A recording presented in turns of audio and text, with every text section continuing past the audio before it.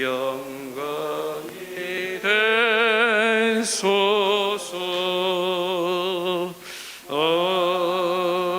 아멘. 오늘 보신 말씀은 요한복음 18장 15절에서 27절에 있는 말씀입니다. 요한복음 18장 15절에서 27절입니다. 시몬 베드로와 또 다른 제자 한 사람이 예수를 따르니 이 제자는 대제사장과 아는 사람이라. 예수와 함께 대제사장의 집들에 들어가고 베드로는 문 밖에 서 있는지라. 대제사장을 아는 그 다른 제자가 나가서 문 지키는 여자에게 말하여 베드로를 데리고 들어오니 문 지키는 여종이 베드로에게 말하되 너도 이 사람의 제자 중 하나가 아니냐 하니 그가 말하되 나는 아니라 하고, 그때가 추운 고로 종과 아랫사람들이 불을 피우고 서서 쬐니 베드로도 함께 서서 쬐더라. 대제사장이 예수에게 그의 제자들과 그의 교훈에 대하여 물으니 예수께서 대답하시되 내가 드러내놓고 세상에 말하였노라. 모든 유대인들이 모이는 회당과 성전에서 항상 가르쳤고 은밀하게는 아무것도 말하지 아니하였거늘 어찌하여 내게 묻느냐? 내가 무슨 말을 하였는지 들은 자들에게 물어보라. 그들이 내가 하던 말을 아느니라. 이 말씀을 하심에 곁에 섰던 아랫사람 하나가 손으로 예수를 쳐 이르되 내가 대제사장에게 이같이 대답하느냐 하니 예수께서 대답하시되 내가 말을 잘못하였으면 그 잘못한 것을 증언하라. 잘하였으면 내가 어찌하여 나를 치느냐 하시더라.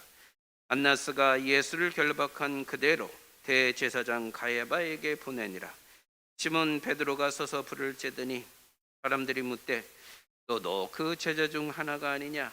베드로가 부인하여 이르되 나는 아니라 하니 대제사장의 종 하나는 베드로에게 귀를 잘린 사람의 친척이라.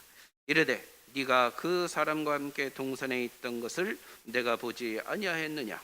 이에 베드로가 또 부인하니 곧 발기 울더라. 아멘. 이런 사랑을 찾을 수 있나라는 제목으로 오늘 함께 은혜를 나누도록 하겠습니다. 마스크 헌금에 대해서 물어보시는 분들이 있고 어떻게 보내냐 이렇게 물어보시는 분들이 있어서 먼저 광고를 드립니다. 그리고 마스크는 사서 보내냐, 어떻게 보내냐, 어디로 보내냐 그렇게 말씀하시는데, 먼저 마스크를 사서 보내냐 하는 것은 마스크가 만약에 집에 있으신 분들, 대량으로 있으신 분들은 가져오시면 되겠습니다. 그러나 굳이 사시려고 하신 분들은 사시지 마시고 그냥 헌금으로 내주시면 감사하겠습니다. 왜냐하면 여기에서 이렇게 보낼 때 보면 여러 가지 그 우편 비용도 발생하고요. 그렇습니다. 그래서 사실 이 돈으로 직접 보내면 현지에서 사는 것이 조금 낫다는 그런 이야기를 저희가 들었습니다. 그래서 있으시면 대량으로 이렇게 구비한 것이 있고 싸게 사서 구비한 것이 있으시면 마스크를 가져오시는 것이 좋고, 그렇지 않고 사서 가져오시려고 하시는 분들은 수고하지 마시고 그냥 헌금으로 내주시면 감사하겠습니다. 그리고 어디로 보내냐 이렇게 말씀을 하시는데, 태국, 필리핀, 인도네시아, 네팔 이렇게 보내는 것으로 알고 있습니다. 이것은 우리 그리스도교회 교육자 협의회에서 모아서 이렇게 보내는 것으로 그렇게 계획이 되었고요. 그렇게 얘기되고 있습니다. 지금 우리 그리스도교회 가운데서도 여러 교회들이 참여해서 많이들 헌신하고 있습니다. 특별히 코로나가 발생하면서 우리 교회도 작년에 그렇게 같이 했었습니다마는 임대를 얻어서 어렵게 하는 교회들, 정말 교회가 모이지 못하다 보니까 임대료도 못 내서 문을 닫는 교회들이 많았었거든요. 그래서 그런 교회들을 후원하는 일들을 했었고요. 또 우리들 가운데 정말 어렵게 목회하시는 분들이 있어요. 그래서 그런 분들을 돕고자 해서 또 물질을 모아서 전달도 했고요. 우리 또 교회도 거기에 함께 동참을 했었습니다. 그리고 이번에는 전에는 우리가 이제 네팔 선교회 하시는데 네팔에서 어렵다는 얘기를 듣고 함께 했었고요. 또 이번에도 지금 동남아시아 우리도 마찬가지입니다만은 동남아시아에서 많이 지금 코로나로 인해서 고생을 하고 있습니다. 그래서 전도용으로 좀 쓸 수 있도록 좀 보내달라 이렇게 말씀을 하시더라고요. 그래서 그러면 우리가 함께 동참하겠다 해서 지금 선교에 이런 일들로 함께 동참하자 해서 했습니다. 우리 교회 우리 배영원 집사님이 지금 중국에 계십니다만은 배영원 집사님 같은 경우에는 작년 같은 경우에 미국에도 마스크를 보내줬어요. 미국이 굉장히 어려웠을 때. 그리고 올해도 이 일에 중국에 계시지만 또 같이 연락해서 또 같이 헌신하시고 계십니다. 여러분 하나님 나라 위해서 복음을 위해서 마음을 모아주시고 뜻을 모아주시면 대단히 감사하겠습니다. 자, 어디에서 이 사랑을 찾을 수 있나라는 제목으로 오늘 귀한 말씀을 나누고 있는데요. 오늘 본문의 말씀에 보면 예수님께서 대제사장에게 신문을 당하고 있는 장면, 또 그 제사장의 뜰에 들어가서 그 예수님을 바라보고 있는 제자들의 모습, 그 가운데서 우리는 무엇을 발견해 볼 수 있을까 해서 기도하면서 준비된 내용입니다. 자, 먼저 예수님 시대, 이때 예수님을 잡아서 예수님에게 고초를 주고 있는 대제사장이요, 두 사람입니다. 원래 대제사장은 한 시대에 한 사람이어야 합니다. 그런데 어찌된 일인지 예수님이 살던 그 시대에는 두 사람이었어요. 누구하고 누구였느냐? 안나스하고 가야바라는 사람이었습니다. 그런데 이 안나스라는 사람에 대해서 조금 말씀을 드려야 될 것 같습니다. 안나스는요, 사실은 대제사장 자격이 있는 사람은 아니었습니다. 로마가 이 당시 이스라엘을 다스리고 있었던 로마가 친정부적인 그런 사람을 택해서 이스라엘의 소유를 막기 위해서 그 사람을 선택해서 세웠는데요. 이 사람이 대제사장이 되면서 자기가 하다가 자기 아들들에게도 넘겨주기도 하고요. 결국은 하다가 지금 누구에게 넘어갔느냐? 사이에게도 대제사장을 시켰었습니다. 그러니까 이 안나스는 정말 신앙적이기보다는 정치적인 사람이고 친로마적인 그런 사람이라고 보시면 될 것 같습니다. 이런 암흑기에 예수님께서 이들의 손에 의해서 고난을 당하고 있는 모습, 이 모습이 오늘 본문의 말씀입니다. 자, 그런데 이렇게 예수님이 잡혀가셔서 고초를 당하시는 이때 누가 예수님을 쫓아가느냐? 바로 오늘 이 요한복음을 기록했던 요한, 이름을 밝히진 않았지만 대제사장과 아는 제자라고 되어 있죠. 그리고 이 제자가 먼저 들어가서 그 마당에 들어가서 베드로를 들어오게끔 했던 그 사람, 이름을 밝히진 않지만 그 사람은 요한이라고 우리가 보고 있습니다. 그 요한과 베드로가 예수님의 고초당하는 모습을 보고 있는데 이 요한이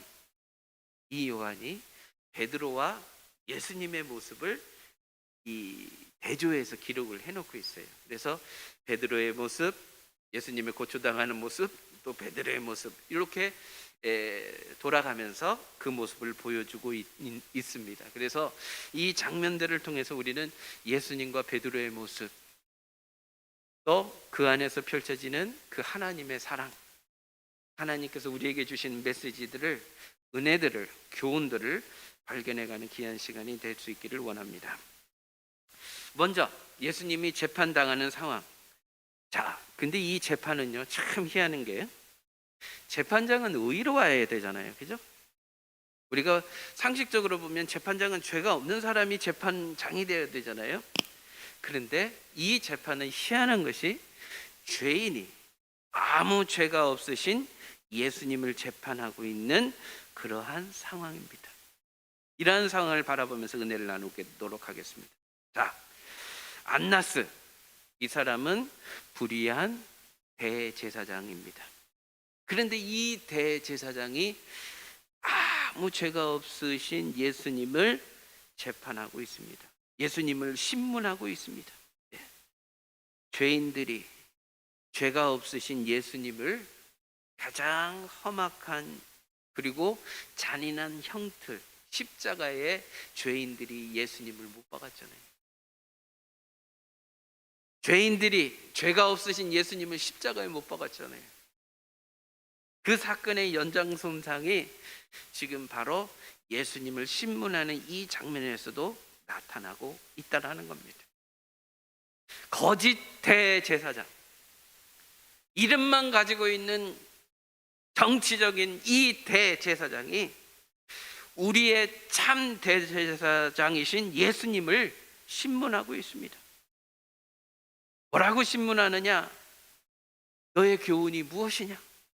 너의 교훈이 무엇이냐? 또 내 제자들은 어떤 자들이냐라고 묻습니다. 그때 예수님께서 20절에 이렇게 얘기합니다. 예수께서 대답하시되 내가 드러내놓고 세상에 말하였노라. 모든 유대인들이 모이는 회당과 성전에서 항상 가르쳤고 은밀하게도 아무것도 말하지 아니하였거늘. 여러분, 우리는 이 문맥을 잘 보셔야 돼요. 이게 그냥 나온 얘기가 아닙니다. 예수님은 너의 교훈이 무엇이냐, 또 내 제자들은 무엇이냐, 어떠냐라고 물어봤었을 때 예수님은 당당하게 얘기합니다. 나는 드러내놓고 가르쳤다. 예? 나는 드러내놓고 가르쳤고 나는 많은 사람들이 모이는 성전과 회당에서 가르쳤다. 은밀하게 얘기하지 않았다. 그러면서 21절에 여러분 한번 읽어봅시다. 시작. 어찌하여 내가 묻느냐? 내가 무슨 말을 하였는지 들은 자들에게 물어보라. 그들이 내가 하던 말을 아느니라. 그러니까 예수님은 가르치실 때 조금 숨어가지고 사람들을 모아놓고 가르친 것이 아니었다라는 거예요. 예수님은 많은 사람들을 모아놓고 드러내놓고 가르쳤고 또 그들을 통해서 예수님이 무엇을 가르치셨는지 증언될 수 있다. 이렇게 지금 예수님 말씀하고 있습니다. 지금 예수님께서 이렇게 말씀하시는 이유가 있어요. 자, 요한복음에서 예수님은 뭐라고 말씀하셨냐? 1장에 보면 예수님은 빛이셨다 그랬어요. 빛이셨다. 어둠을 밝히는 생명의 빛으로 말씀이신 그 예수님께서 진리의 말씀을 전하시기 위해서 이 세상에 오셨다. 그렇게 말씀해요. 예수님은 은밀하게 숨어서 전하시는 분이 아니었습니다. 그런데 여러분, 지금 이 재판을 진행하고 있는 대제사장들, 사실 이런 재판은 언제 해야 되느냐? 낮에 해야 합니다. 많은 사람들이 볼 수 있고 들을 수 있는 낮에 해야 합니다. 그런데 이 재판은 지금 어느 시각에 이루어지고 있느냐? 밤에 급하게 이루어지고 있습니다. 여기에 불법성이 있다라는 거예요. 두 번째, 예수님은 나는 은밀하게 가르치지 않았다. 회당에서 성전에서 나는 드러내놓고 많은 사람들을 가르쳤다. 그런데 너네들은 어떻게 이 일을 진행하고 있느냐? 니네들 끼리끼리 숨어서 모의해서 이 일을 진행하고 있지 않느냐라고 하면서 예수님이 저들을 꾸짖고 있다라는 사실입니다. 예수님은 당당했습니다. 예수님은 죄가 없으셨습니다. 예수님은 그들 앞에 놀랍게 선포하시고 계셨다라는 거예요. 이게 예수님의 모습이라는 거예요. 그러자 저들의 악함을 드러내자 이제 이 악한 세력의 잔인함이 나타납니다. 그들의 무례함이 나타납니다. 22절의 말씀에 보니까 이 말씀을 하심에 곁에 섰던 아랫사람 하나가 손으로 예수를 쳐 이르되 내가 대제사장에게 이같이 대답하느냐? 대제사장의 아랫사람이 어찌 그렇게 무례하게 그 대사장 높은 분에게 네가 뭔데 그렇게 얘기하느냐라고 지금 예수님을 때리고 있었다는 거예요. 이 말씀 여러분 잘 보시면 예수님을 모르는 이 사람이 한 이 말, 사실은 예수님이 대갚아 줄 수 있는 말입니다. 니네가 도대체 어떤 존재들이길래 아무 죄 없으신 살아계신 하나님의 아들 그리스도이신 이분 앞에, 장세전의 말씀으로 너희들 이 세상을 창조하셨던 그분 앞에 어찌 그렇게 무례하게 할 수 있느냐라고 말할 수 있는 그런 말씀입니다. 그런데 이 사람이 지금 예수님에게 이렇게 수치와 모욕을 주기 위해서 예수님을 이렇게 때리면서 이런 이야기들을 하고 있다라는 겁니다. 예수님을 모르니까 그래요. 하나님을 모르니까 그래요. 어쩌면 우리 주변에서 우리의 신앙과 우리의 믿음의 길을 가고 있는 이때에 하나님 앞에, 우리 주님 앞에 무례하게 행하는 일들이 우리 주변에서 일어나고 있다는 겁니다.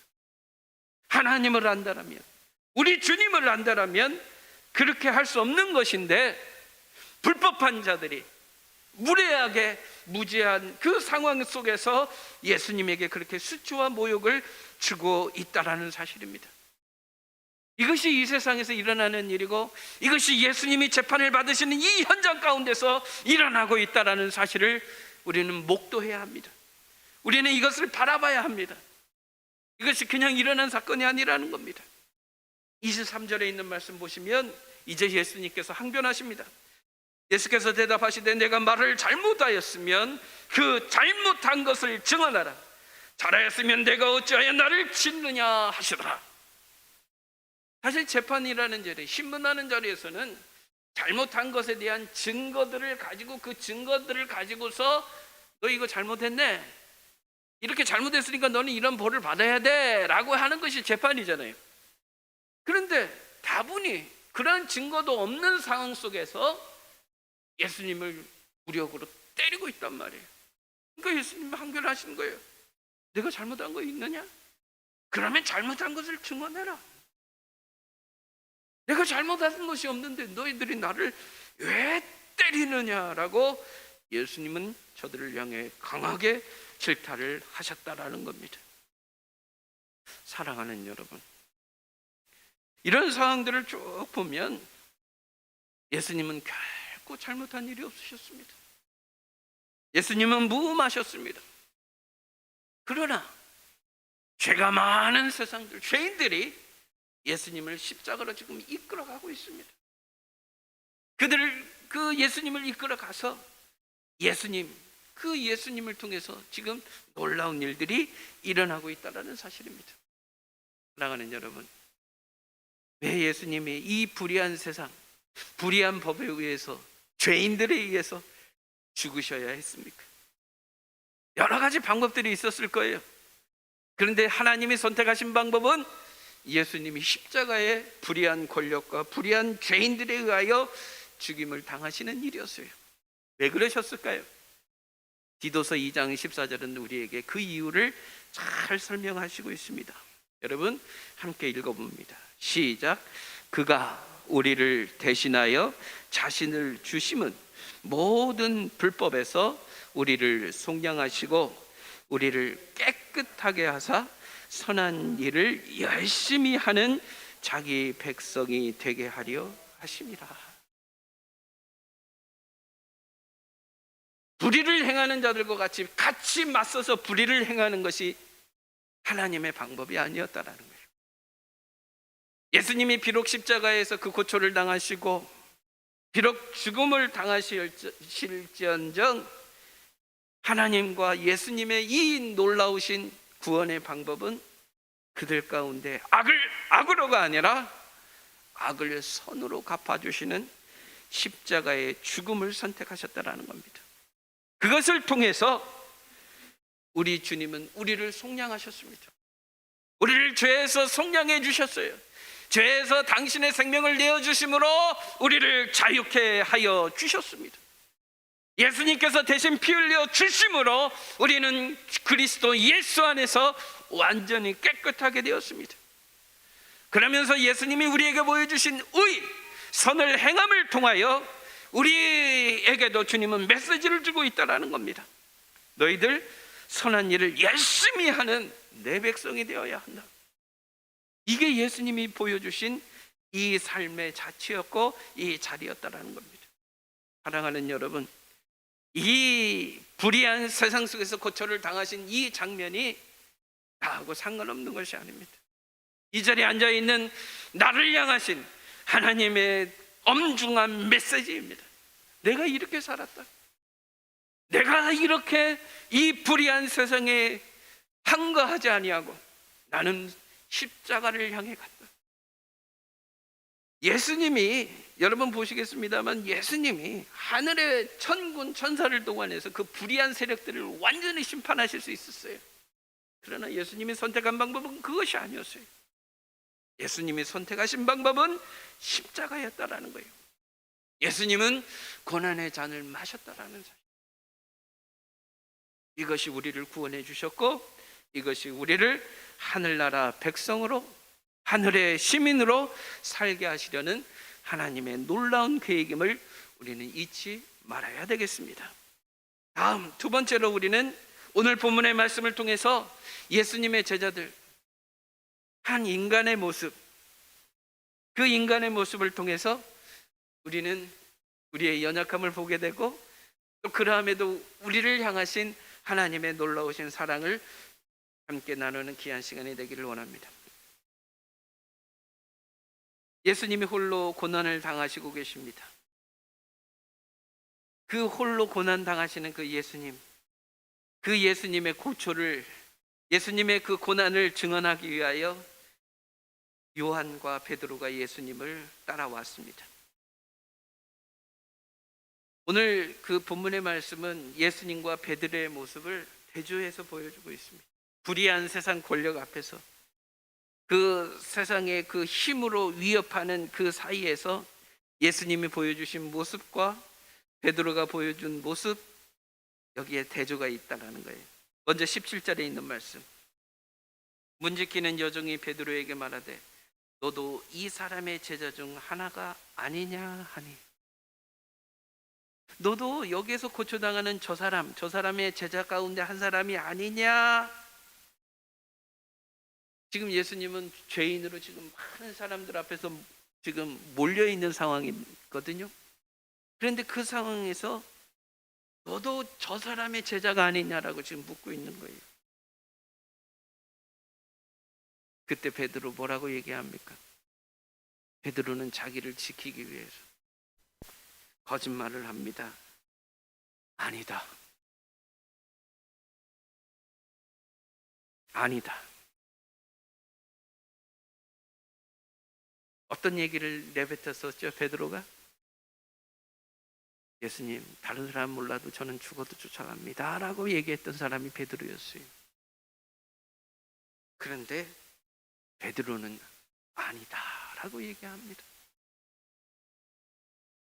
저는 이 모습을 보면서 이게 사람이다, 이게 베드로를 탓할 얘기인가? 이게 어쩌보면 사람의 모습이다 라고 우리가 생각해 봐야 합니다. 여러분, 오늘 본문이 쭉 이어지고 있는 이 배경은 낮이 아니라 밤입니다. 어둠의 시간입니다. 이 어둠의 시간 속에서 하나님께서 우리에게 주시는 메시지가 있습니다. 연약한 인간들을 향해서 주시는 메시지가 있다라는 거예요. 네가 예수님의 제자냐? 세상에서 위협적으로 공격적으로 우리에게 물어올 때에 우리는 내가 피해를 당하고, 심지어 내가 목숨의 위협을 느낄 때에 내가 당당하게 예수님, 내가 예수님을 따라가는 제자입니다 라고 세상을 향해서 담대하게 얘기할 수 있겠습니까? 쉬운 일이 아닙니다. 여러분 잘 아실 겁니다. 한국에서 굉장히 유명한 우리 목사님 중에 한경직 목사님이라고 있죠. 그분은 이 종교학계에서 노벨상이라고 하는 아주 유명한 상을 탔던 아주 그 대단한 사람이라고 하면서 그러죠. 근데 그분도 그런 얘기를 해요. 나는 큰 죄를 졌다. 그 큰 죄가 뭐냐? 나는 신사참배에 나도 동참했던 죄인이다 라고 그렇게 고백을 하고 있습니다. 말처럼 쉬운 일이 아닙니다. 우리 신앙을 고백한다라는 것 쉬운 일이 아닙니다. 오늘 본문의 말씀 25절에도 보면 여러분, 시몬 베드로가 서서 불을 쬐더니 라고 되어 있어요. 추운 밤이었어요. 추운 밤. 이것은 영적인 메시지가 그 안에 담겨져 있어요. 추운 밤, 믿지 아니하는 사람들과 함께 불을 쬐을 수밖에 없는 그런 상황이에요. 예수님의 편에서 당당하게 그들과 구별되어서 난 예수님의 제자입니다, 난 예수님과 죽어도 나는 예수님과 함께 살고 예수님과 죽겠습니다 라고 얘기할 수 없는 그런 영적인 어둠의 시간이었다라는 거예요. 그 시간에 25절의 말씀 보니까 너도 그 제자 중 하나가 아니냐 다시 한번 묻고 있습니다. 그때 베드로 뭐라고 얘기합니까? 그때도 역시 아니다 이렇게 얘기합니다. 이게 베드로였습니다. 근데 이 베드로가 어쩌면 우리의 모습이 아닌가 생각이 됩니다. 26절, 그 베드로를 향한 공격이 멈추지 않습니다. 더 구체적이고 더 깊게 들어오고 있습니다. 26절, 대제사장의 중 하나는 베드로의 귀를 잘린 사람의 친척이라 이르되 내가 그 사람과 함께 동산에 있던 것을 내가 보지 아니하였느냐. 예수님을 잡아올 그 시각에 베드로는 어떻게 했습니까? 칼을 들고 가서 제사장의 종 말쿠스라고 하는데 그 종의 귀를 잘랐던 사람입니다. 그런데 그 귀가 잘렸던 사람의 친척이 그 옆에서 보고 있었다라는 거예요. 그런데 그 보고 있었던 그 사람이 베드로에게 너 그때 거기서 귀 잘랐지 않았느냐 하면서 지금 너 거기 있었잖아 라면서 지금 얘기하고 있는 거예요. 어땠을까요? 베드로 뜨끔했을 겁니다. 이제 정말 내가 죽게 되었구나. 그런데 그 자리에서 어떻게 얘기합니까? 그 자리에서도 예수님을 부인하고 했습니다. 베드로는 당황스럽습니다. 베드로는 너무너무 힘이 듭니다. 정신없이 지금 공격해서 들어오고 있습니다. 그 상황 속에서 아니다 그러자 여러분 잘 아시는 것처럼 자기의 울음소리가 들려오기 시작했습니다. 예수님이 하셨던 말씀대로 그는 예수님을 부인하셨습니다. 분명 예수님의 모습과 제자의 모습은 구별이 되고 있습니다. 예수님은 당당하게 고난의 잔을 마시시면서 세상 권력과 맞서고 계십니다. 그런데 베드로의 모습은 어떻습니까? 예수님이 말씀하신 대로 그는 생명의 위협을 느끼자 3년 그렇게 열심히 예수님을 쫓았던 베드로, 예수님의 수제자로서 열심히 주님의 영광과 주님의 그 물음에 대하여 열심히 대답하고 행동했던 베드로, 아니다 라고 얘기를 합니다. 그런데요 여러분, 그 베드로, 그 연약했던 그 베드로의 모습에 대해 예수님이 몰랐을까요? 저는 알았다라고 생각이 됩니다. 아셨을 거라고 생각이 돼요. 그 못나고 연약한 우리의 모습을 예수님 모르셨을까요? 하나님 모르셨을까요? 아니요, 아셨습니다. 로마서 5장 6절에서 10절에 이렇게 얘기합니다. 우리가 아직 연약한 때에 기약대로 그리스도께서 경건하지 않은 자를 위하여 죽으셨도다. 의인을 위하여 죽는 자가 쉽지 않고 선인을 위하여 용감히 죽는 자가 혹 있거니와. 8절에 있는 말씀, 우리가 아직 죄인 되었을 때 그리스도께서 우리를 위하여 죽으심으로 하나님께서 우리에 대한 자기의 사랑을 확증하셨느니라. 그러면 이제 우리가 그의 피로 말미암아 의롭다 하심을 받았으니 더욱 그로 말미암아 진노하심에서 구원을 받을 것이니. 10절 우리 같이 한번 읽어봅니다. 시작. 곧 우리가 원수 되었을 때에 그의 아들의 죽으심으로 말미암아 하나님과 화목하게 되었은즉 하나님 화목하게 된 자로서는 더욱 그의 살아나심으로 말미암아 구원을 받을 것이니라. 예수님이 십자가를 지시는 장면, 고난을 당하시는 장면을 우리가 보고 있는데, 예수님이 우리가 자격이 있어서 십자가를 지신 게 아니에요. 우리에게 희망이 있어서 십자가를 지신 것이 아니에요. 희망이 없는 죄인들, 경건하지 않은 우리들, 베드로처럼 생명의 위협이 느껴질 때 쉽게 배반하고 돌아갈 수 있는 연약한 우리들을 위해서 예수님이 죽으셨다는 사실을 우리는 기억해야 합니다. 이 자리에 앉아있는 우리 완벽한 사람들 아닙니다. 다 연약하고 부족한 사람들입니다. 예? 우리는 교회에서 누구는 이렇고 누구는 이렇고 누구는 이렇고 하면서 막 비난하고 왜 그렇게 못할지 하면서 막 얘기를 합니다. 그게 정당화될 수는 없으나, 그게 옳다라고 말할 수는 없으나, 그렇게 비난하는 우리의 모습, 그게 우리의 모습이라는 거예요. 사람이 그렇다라는 거예요. 여러분, 우리가 자녀들 키우면서 이렇게 보잖아요. 막 기대를 하잖아요. 그런데 어떻습니까? 그 기대만큼 아이들이 그 기대 안에서 자라줍니까? 아니에요. 그러면 우리 나를 보자고요. 나는 우리 부모님 앞에서 그렇게 살았습니까? 아니에요. 부족해요. 연약해요. 근데 참 희한한 것은 부족하고 연약한데 부모님이 우리를 버리셨습니까? 아니에요. 끝까지 용서하고 우리를 키워주셨어요. 하나님이 우리를 품으셨어요. 우리를 안으셨어요. 경건하지 않은 자, 아직 죄인 되었을 때에 원수로 행하는 우리를 위하여 예수님이 지금 죽어주셨다는 사실이에요. 저는 이 본문을 통해서 이제 결론의 말씀을 맺기를 원합니다. 오늘 본문에서 보면 누구 하나 예수님의 편에 서서 예수님을 변호해 주는 사람이 없습니다. 예수님이 그렇게 능력 있게 복음을 전하고 기적을 행할 때는 많은 사람들이 예수님을 쫓았었습니다. 제자들 어떻습니까? 지금 그 고초당하는 그 자리에 딱 두 사람밖에 없습니다. 두 사람이 와 있는데, 와 있는 그 자리에서 뭐라고 얘기합니까? 예수님 모른다라고 얘기합니다. 이게 현실이었습니다.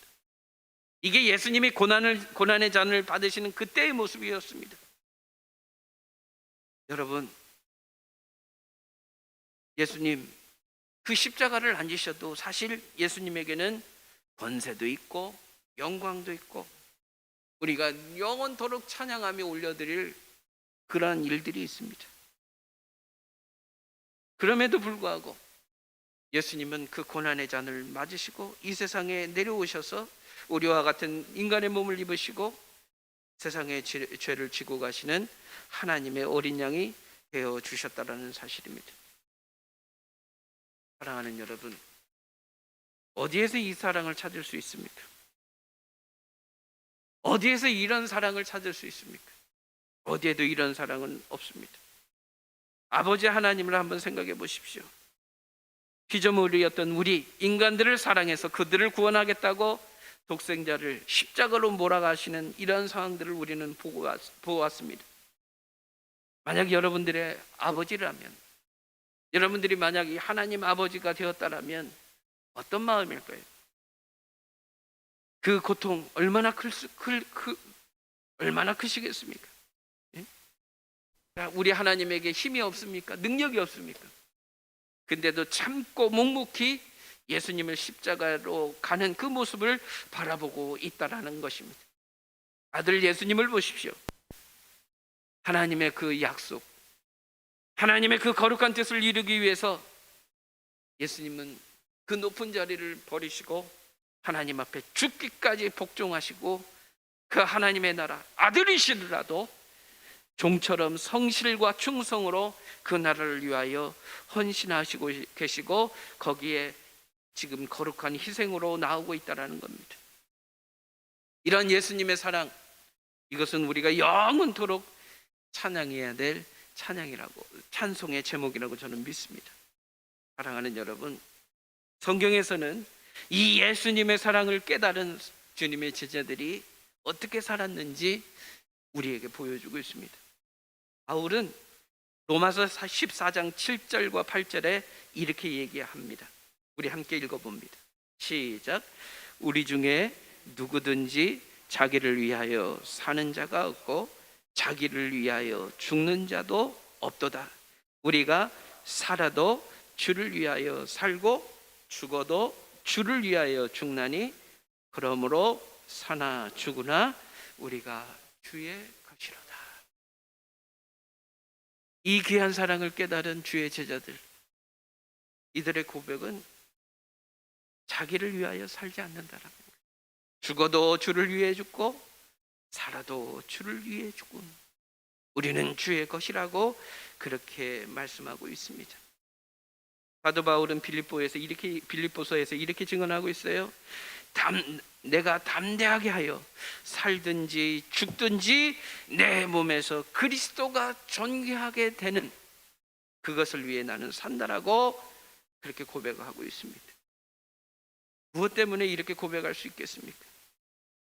바로 이 사랑 때문입니다. 그리스도의 사랑 때문에 이렇게 살아갈 수밖에 없다는 사실입니다. 우리는 코로나를 맞이했습니다. 또 여러 가지 기상의 이변으로 인해서 앞날이 어떻게 될지 모르는 두려움 가운데 우리는 살아가고 있습니다.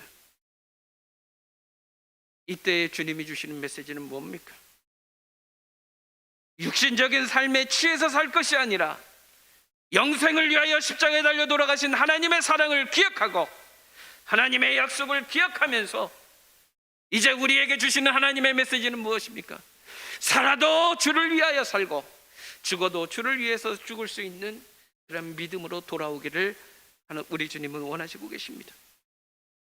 주님은 우리에게 말씀하십니다. 먼저 그의 나라와 그의 의를 구하라.